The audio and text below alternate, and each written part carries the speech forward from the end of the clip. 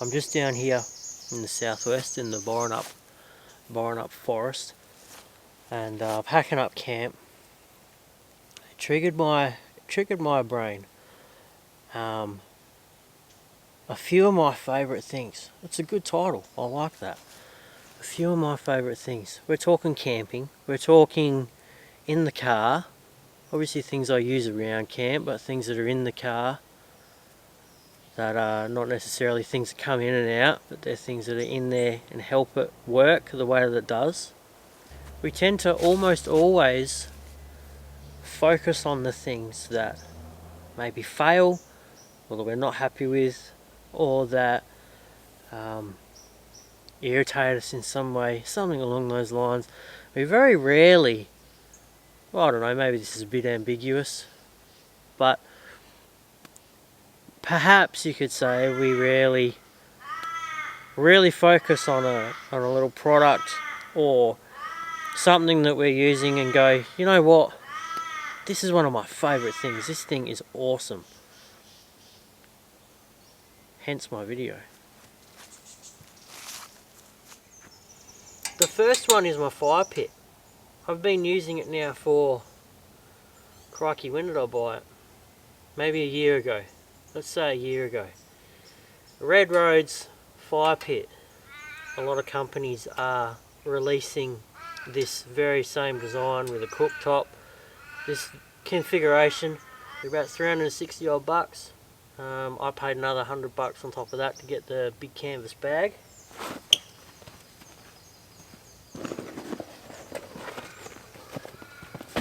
This is Red Road's custom bag that they make for it, so that was about $100. Worth every penny. Store it in there, it sits in there nice and square, nice and flat. I can store it in the car real easy. And they're just a really great, neat way to camp. And I mean neat in the truest sense of the term. You're not having a fire on the ground. You know, like I'm in a deep-water site right now, if you're familiar with this area. I can't go having a fire on the ground. I can't go build a nice big wood fire on the ground. Fire pit's perfect solution. I like the way that I cook on this with the pit, and it's contained. It burns wood real nice and slowly, so I don't need to bring as much wood as I otherwise would. It is one of my favourite things. I love it.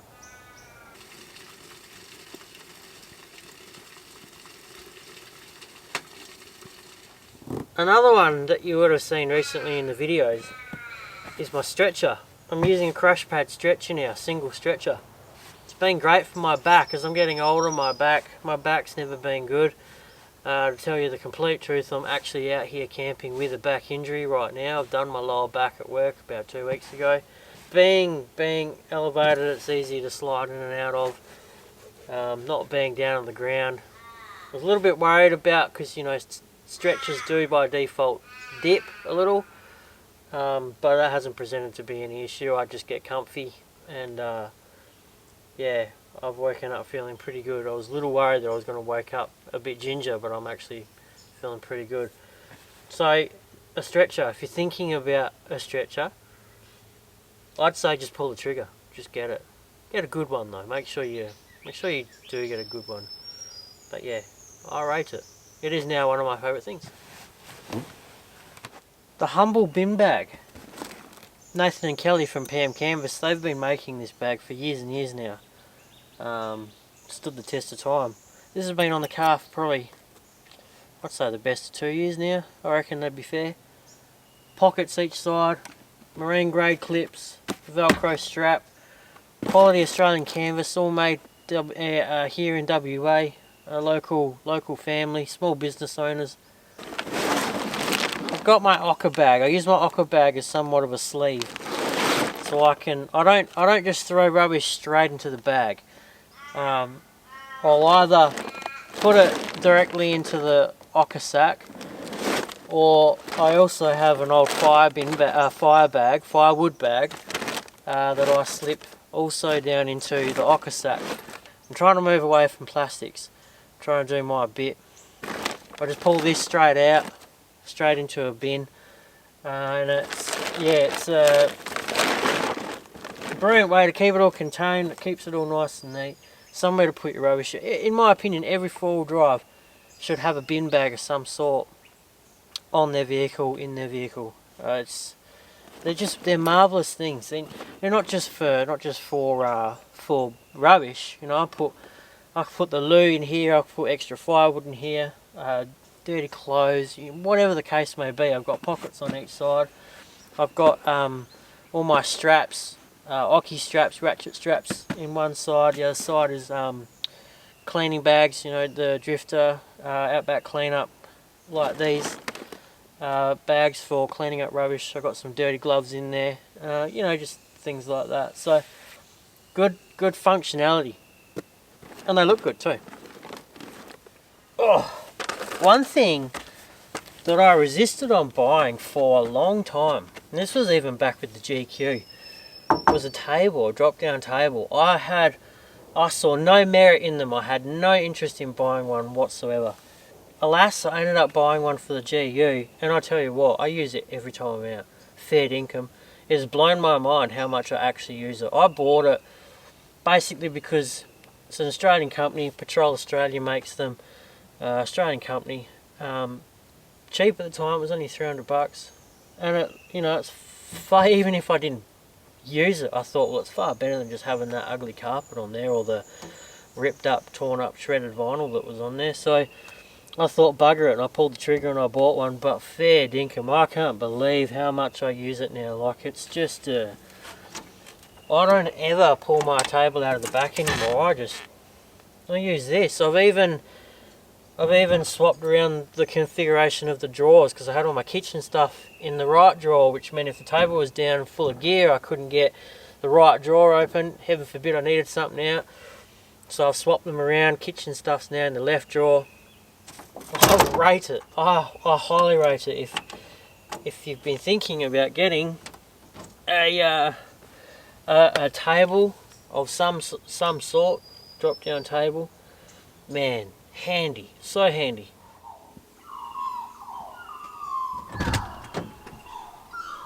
Oh, put him up here. Well, my next one. It's something that is probably not always really considered or thought about. But in this case, I'm talking about seat covers. These are just the grey black duck canvas covers, as simple as you can get. Just simple, tough and simple. Again, they're a product made in WA, Australian canvas, and they're rock and roll, man. Like, I love them. They're tough, they're durable. I can get in soaking wet from the beach, jump straight in, well, Kelly and I, from the bush, muddy, covered in crap, jump straight in. I've had them in since the very beginning of getting this car and building it.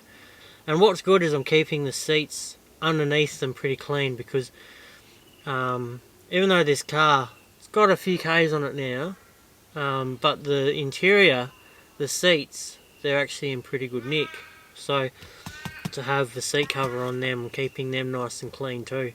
And another little addition as well that I got was a cover for the center console lid. These lids are notorious for getting grimy and sticky, and they're just gross. You don't want to be putting your arm on there. You don't even want to look at the thing. So I've put a nice black duck, again black duck cover. Made the car feel a lot nicer. And I think seat covers do that as well. You know, they just make the car feel a lot nicer, a bit fresher perhaps. I highly rate them. I love them. Really, really good. This is an interesting one. This is one that you probably wouldn't think much of, and I guess that's the point of this video, because I sort of had to think about it too. And then you realise the relevance of something, which is exactly what happened with me. It's occu straps. Make of that what you will, but where's this one?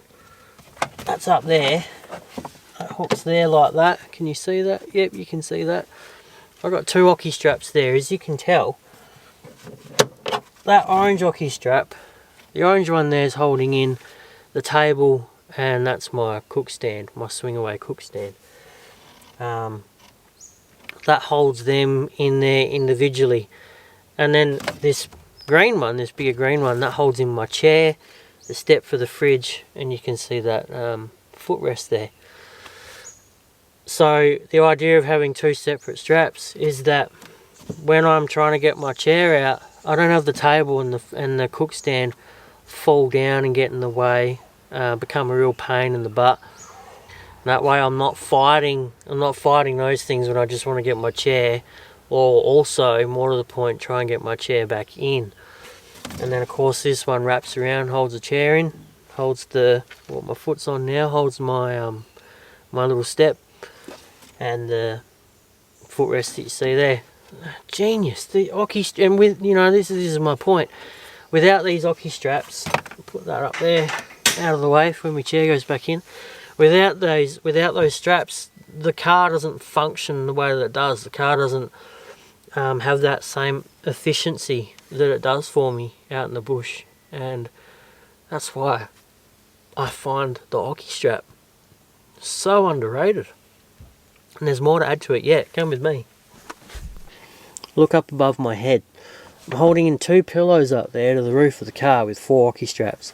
Those 4 occu straps are held up on the, what do you call that? The handle? Yeah, the handle there to the ceiling. Perfect space for 2 pillows. 4 occu straps. I think I paid maybe $10 or something from Bunnings, and that's an entire dead zone of space. Used, done, sorted. With something like pillows, they just stay up there no matter what. They're not going nowhere. Genius idea.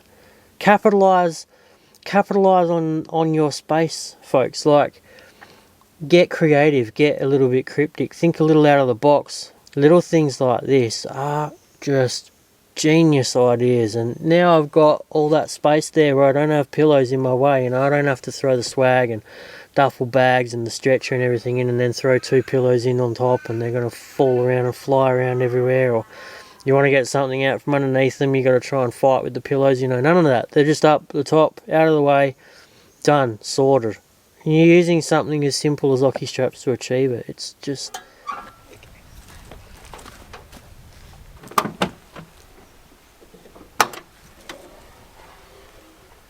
Kelly's going to show us what she likes best.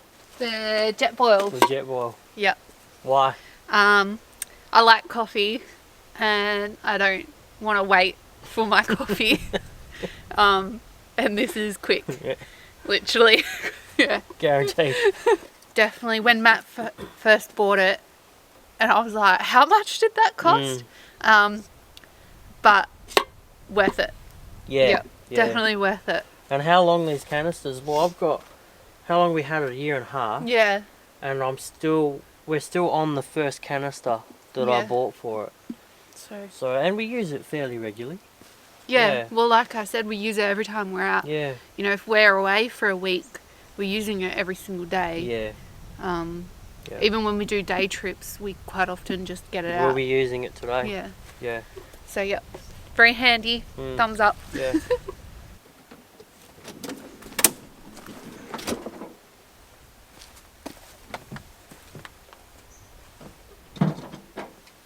There's a Snickers in there. Yeah, there is.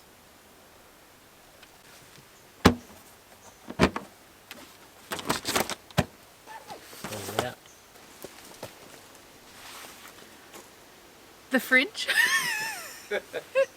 I mean, like, do you even need to explain it?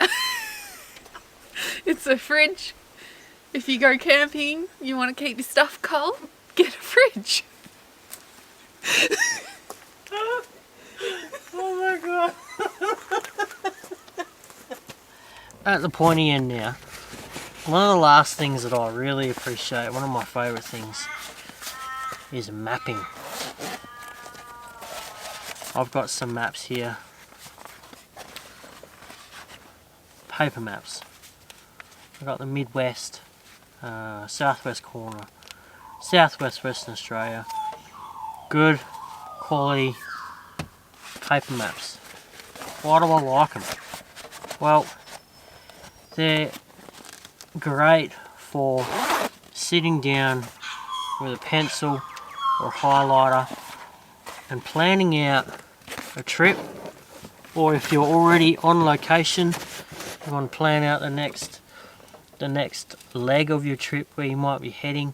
You've become aware that there's detours and you're not familiar with any other route than the route you planned, but that route's not available. They're handy because you can unfold them. They're specific to an area. If you get the maps that are specific to an area, and Australia wide, it's a big zoomed in shot. You can open it right up on the bonnet or a table, and you can look at everything, all of it in scale, in scope, from one end to another. You simply don't get that on your screen, sat navs, GPS. You just don't get it. They're great together.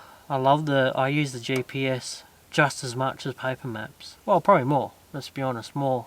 But when it comes to mapping out trips, as I say, you can open them right up, look exactly at where you're going to be, what you want to do, where you want to go, and then obviously you can cross-reference that with the GPS. Another one of my favourite things, I've got a little clear top bag here,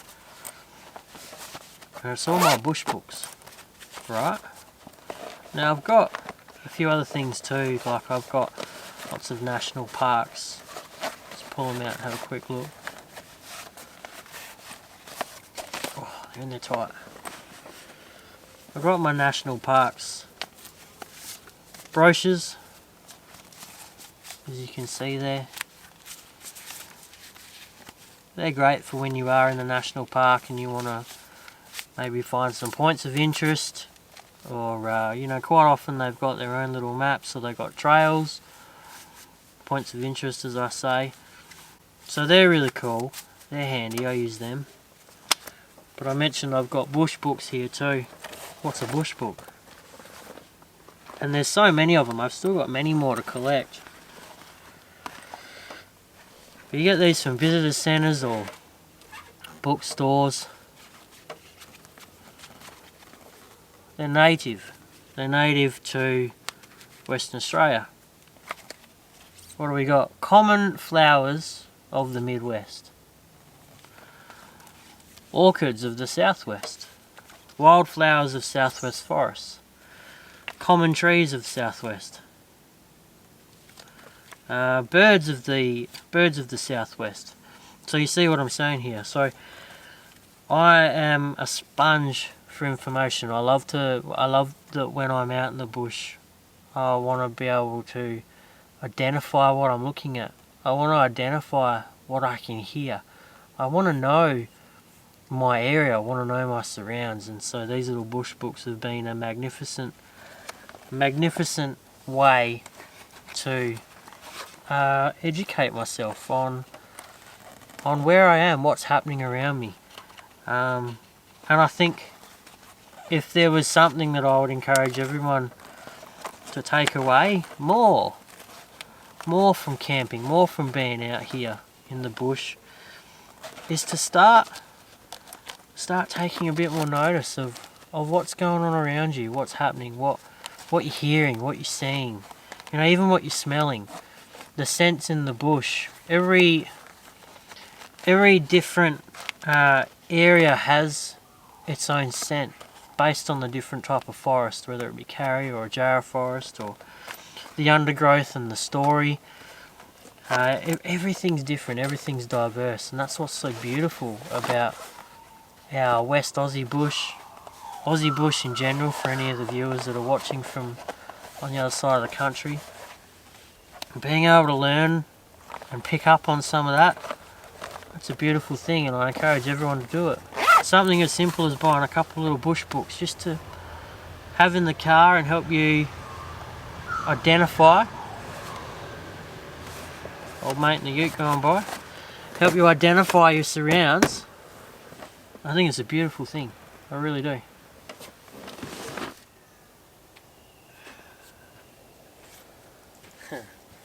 My last one. My last favourite thing. It's me big old splitter. I got this from Bunnings. What does it say? Fibre core. Heart fibre core. Big old thing. Well, it's not that old actually, it's quite new. Nice and sharp, big fat splitter. This thing does some damage, let me tell you.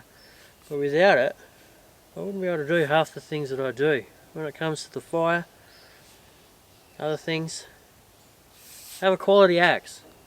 Get something nice, good quality. It's going to do the job, bit of a punisher. Throw it in the car. This lives in the car.